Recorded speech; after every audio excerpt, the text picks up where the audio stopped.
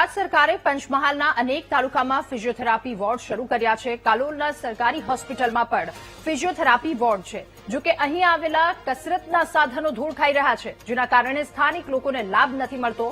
Physiotherapy વિભાગમાં અત્યંત મહત્વના અને લાખોની કિંમતના સાધનો ફાળવવામાં આવ્યા છે। જો કે થોડા સમય પહેલા ચાલુ કરેલો ફિઝિયોથેરાપી વિભાગ અચાનક જ બંધ થઈ ગયો હોવાથી લોકોએ ના છૂટકે પ્રાઇવેટ ફિઝિયોથેરાપી કરાવી વધારે રૂપિયા ખર્ચવા પડે છે।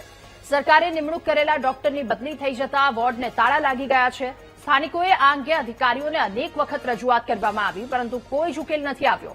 સ્થાનિકોની માંગ છે કે ફિઝિયોથેરાપી ડોક્ટર જલ્દીથી મૂકવામાં આવે, જેથી કસરત વિભાગ શરૂ થાય। કાલોલ રેફરલ હોસ્પિટલ ખાતે ફિઝિયોથેરાપિસ્ટ ડિપાર્ટમેન્ટ છે, જેની અંદર ઓપરેશન બાદ કે રૂટીનમાં કોઈને ફિઝિયોથેરાપીની જરૂર પડે, મતલબ કે કસરત કરાવવાની, તે કસરત કરાવવામાં આવે છે। હાલમાં આ વિભાગમાં દિવ્યાબેન કરીને રેગ્યુલર જગ્યા ભરેલી હતી, જેની 17/4/22 અમદાવાદ સિવિલ ખાતે બદલી થઈ, ત્યારથી ફિઝિયોથેરાપિસ્ટની જગ્યા ખાલી છે।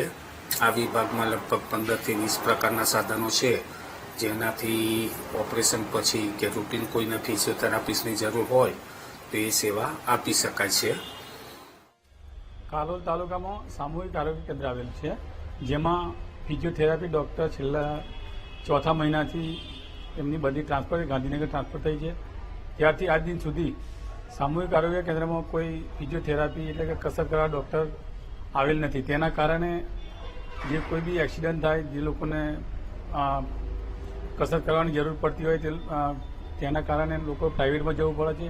અને હાલમાં જે તે વખતની જે મશીનરી તેમજ તેને લગતી જે પણ સાધન સામગ્રી છે, જે હાલમાં ધૂળ અને કાટ ખાઈ રહેલી છે, તો લાગતા વળગતા નેતાઓને અધિકારીઓને મારી એક વિનંતી છે કે વહેલી તકે પુનઃ બીજા ડૉક્ટરને મૂકી અને આની ચાલુ થાય, એવી મારી વિનંતી છે।